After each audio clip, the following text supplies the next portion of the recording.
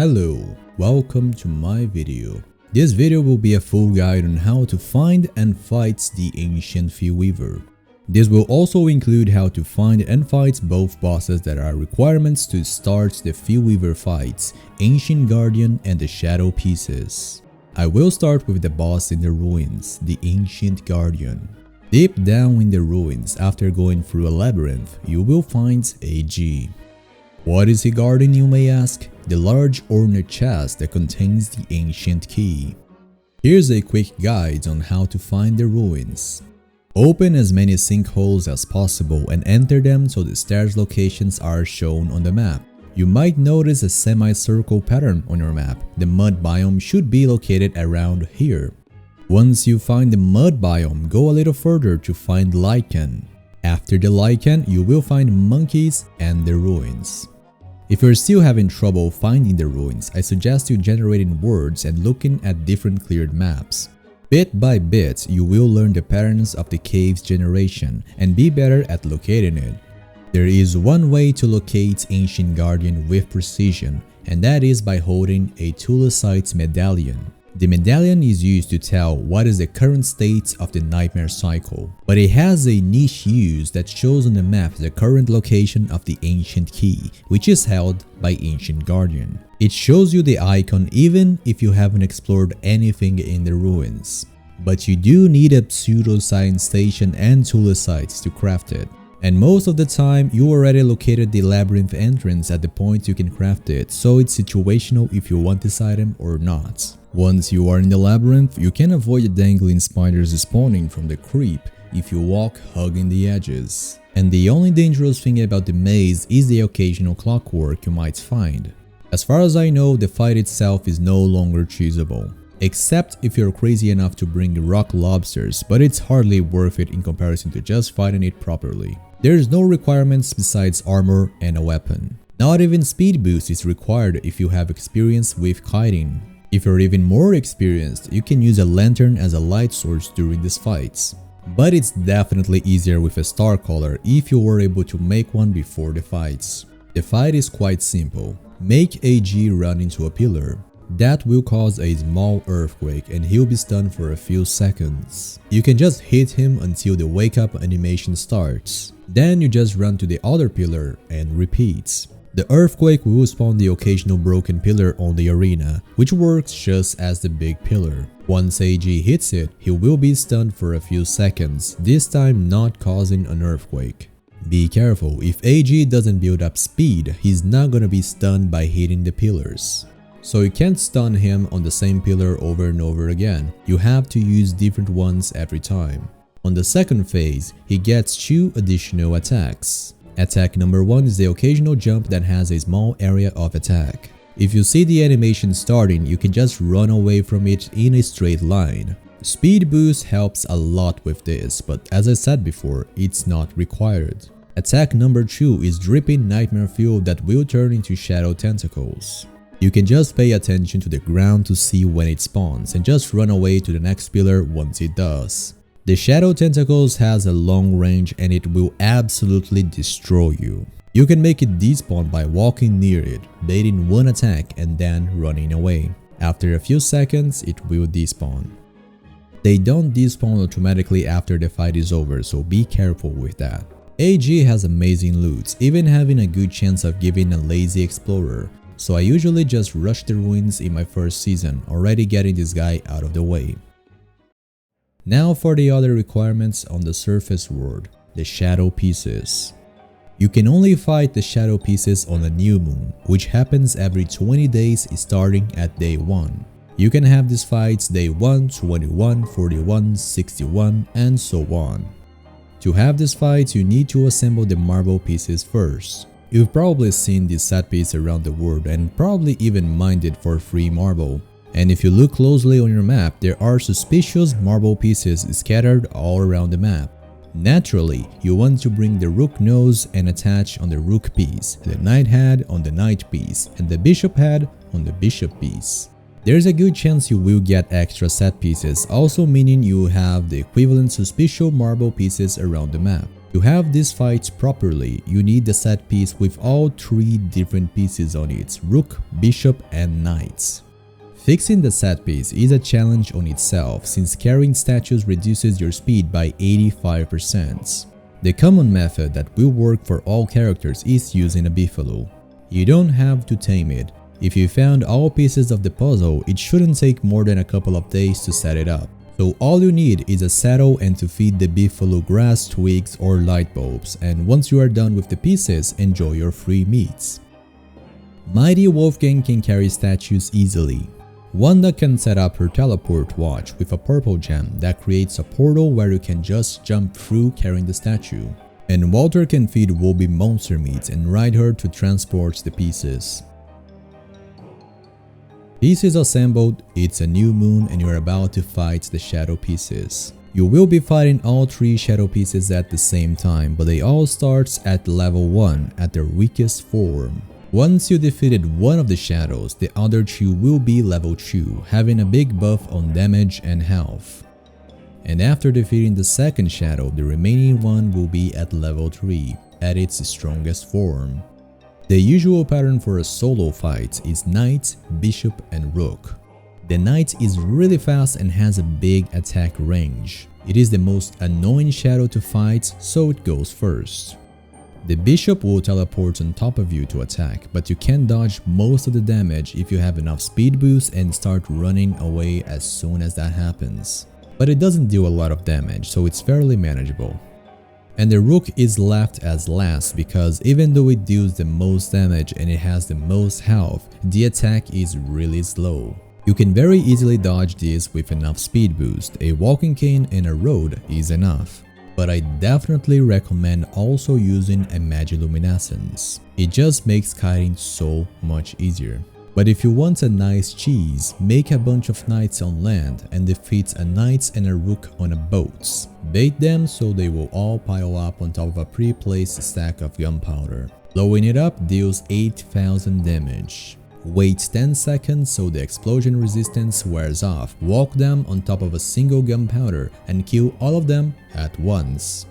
This method is quite OP because it gives you Nightmare Fuel, Knight Armors and Dark Swords and a Shadow Atrium for each knight killed, and you can kill as many of them as you want, or as many as your computer can handle before exploding. With the Ancient Key and the Shadow Atrium in hands, you will be able to fight Fuelweaver.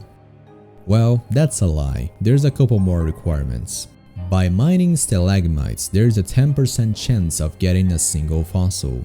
And from a stalagmite, it's a 100% chance of getting one and a 50% chance of getting a second one. You will need 8 fossils to fight Fuelweaver. The other requirement is finding the Atrium, not to be confused with the item you just got, the Shadow Atrium. There are 2 ways to find it. Number 1 is getting lucky and having a telepoof spot on your world.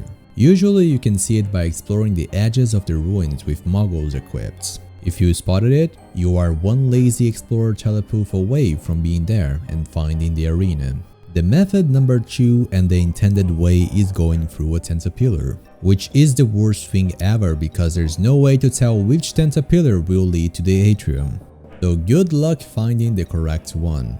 There are easy ways to defeat the tentapillars. Number 1 is using Hutch. Place a light bulb and a spear on him and it will turn into Fugo Hutch. Place Hutch correctly and attack the tentapillar. The small tentacles will die quickly from attacking Hutch, so you can just hold F until it's dead. The second method is using blow darts or electric darts.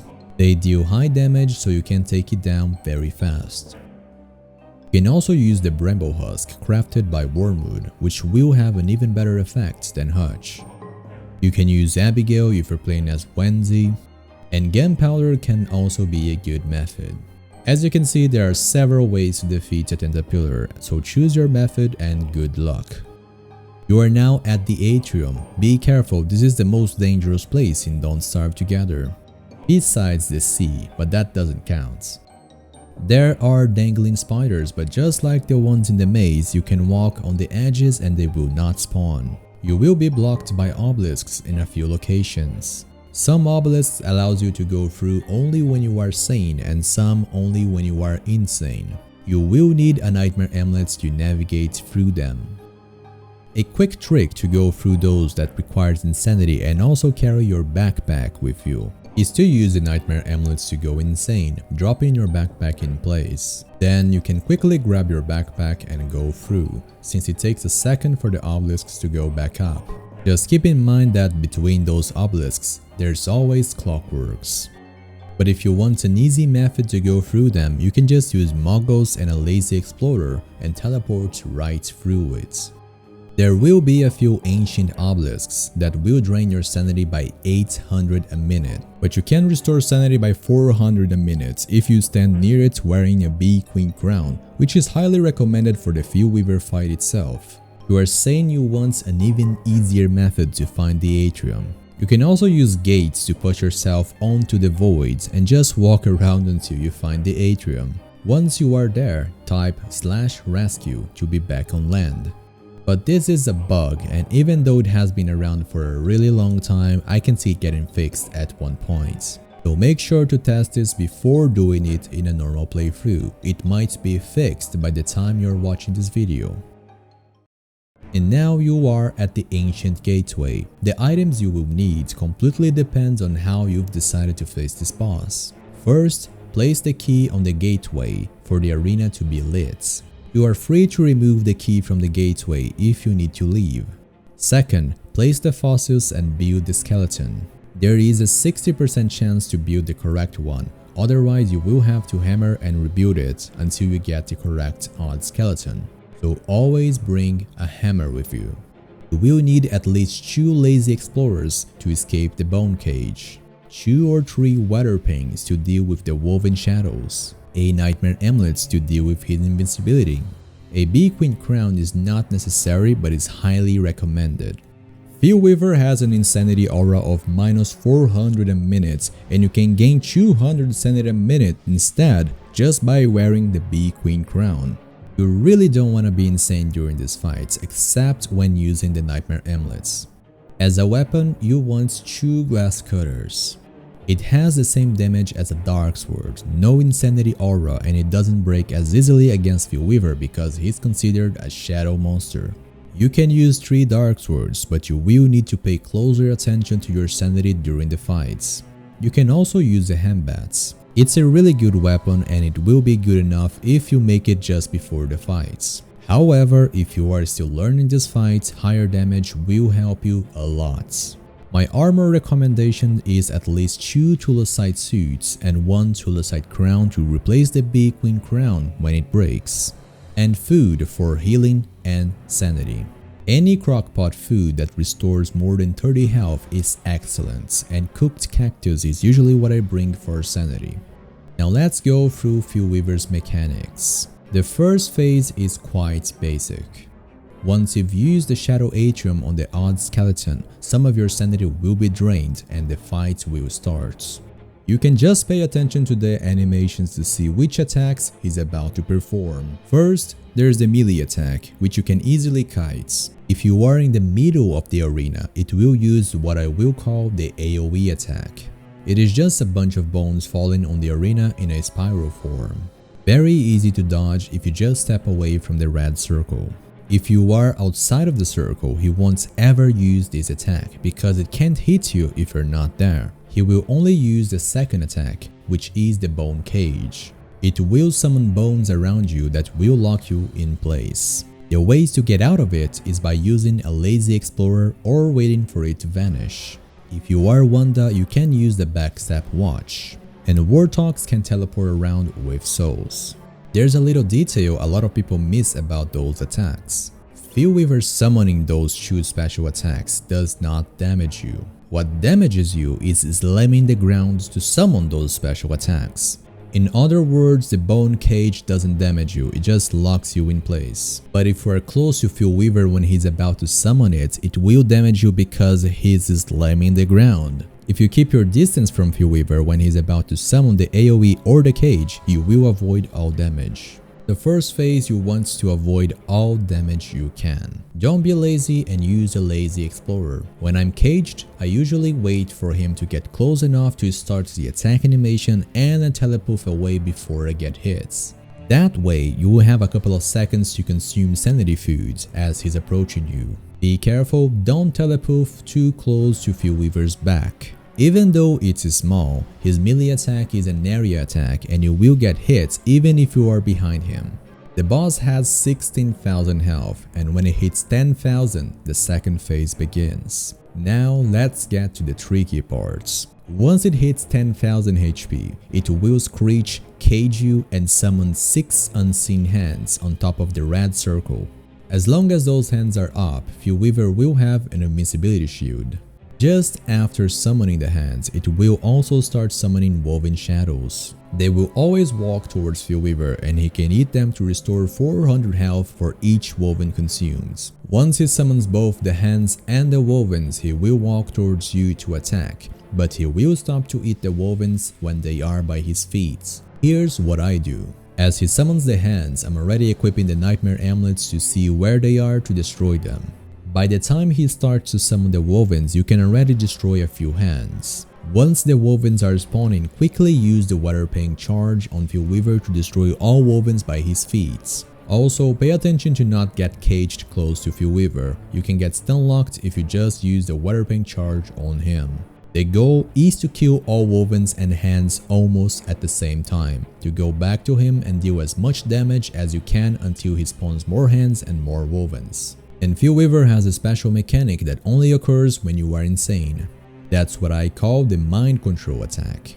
Shadows will appear on the screen and you will be stunned for a few seconds.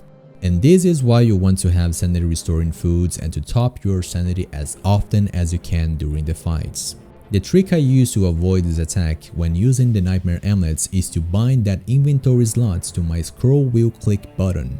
By doing that, I can very quickly equip the amulets, destroy the hands, and unequip it within a second. I also advise you to not use items until they break, and to always have your inventory full. If an item breaks and you have free space on your inventory, the items you're equipping and swapping are gonna be placed there, and soon enough your items will be everywhere. And having a messy inventory can be your demise. You don't want to be panic searching for your items, since a few seconds of panic can lead to Fuelweaver healing for a few thousands of health.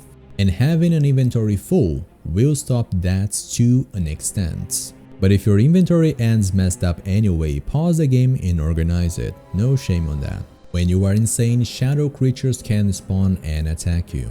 By quickly equipping and unequipping the amulets fast, you can sometimes avoid those creatures from targeting you. But sometimes they will stay and attack you even if you are fully sane, which is BS, but it's better to tank the damage and ignore them to focus on the boss if that happens. If you have the amulets equipped and the mind control attack starts, you can quickly unequip it, and if you were fast enough, the shadows will retract and you will not be stunned. You can actually use this to your advantage and gain a few seconds, since Fuelweaver will be going through an animation when using that attack.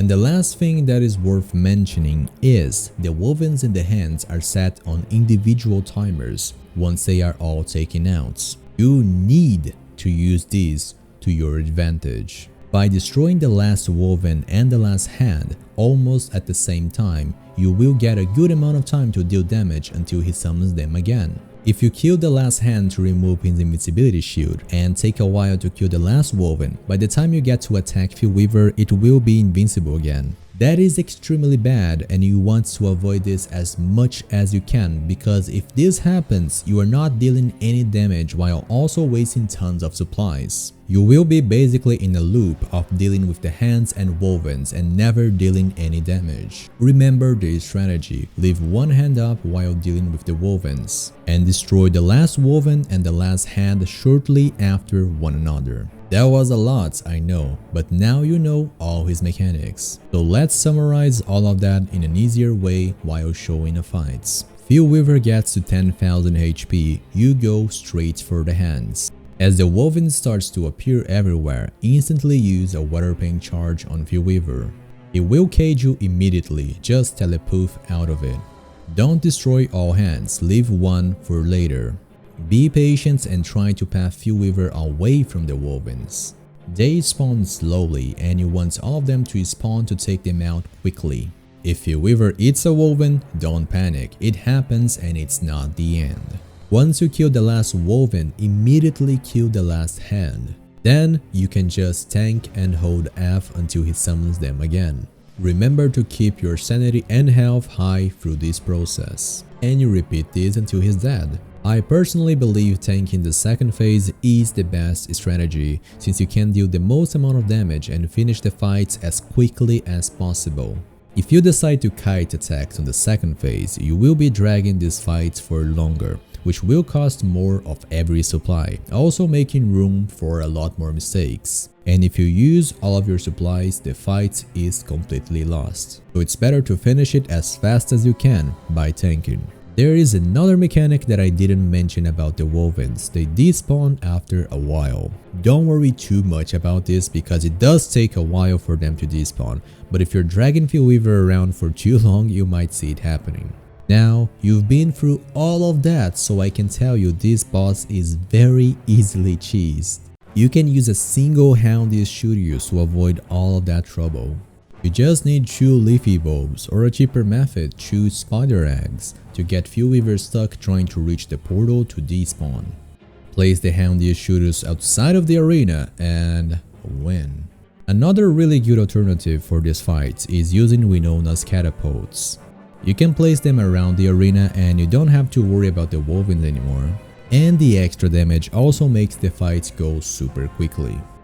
And one last detail, if you have defeated Fuelweaver before, the Churrible gives an area of immunity against bone cages. So you can place Churribles around the arena and be free of its cage attack. And I think that's finally it. I hope I was able to cover every aspect of this boss and the requirements. Subscribe for more contents, like the video and leave a comment to support the channel. Good luck on your fights, and as always, thank you for watching.